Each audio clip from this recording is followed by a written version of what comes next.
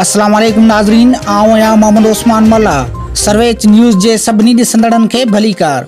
Bulletin में शामिल कंदासीं हिन वक़्त जी हिकु अहम ख़बर।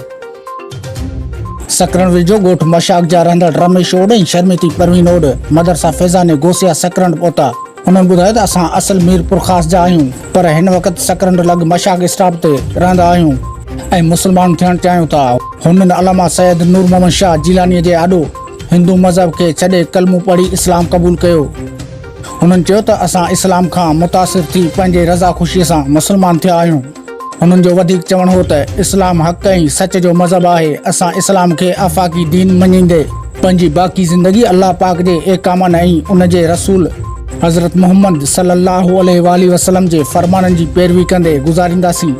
इस्लाम क़बूल करण खां पोइ रमेश जो इस्लामी नालो जावेद अहमद ऐं शर्मिती परवीन जो नालो आबिदा परवीन रखियो वियो। उन मौक़े ते सकरण जो सरपरस्त सैयद एहसान शाह, शहरी इताद जो सदर मोहम्मद मुराद खानज़ादो ऐं राजा खानज़ादो मौजूदु हुआ।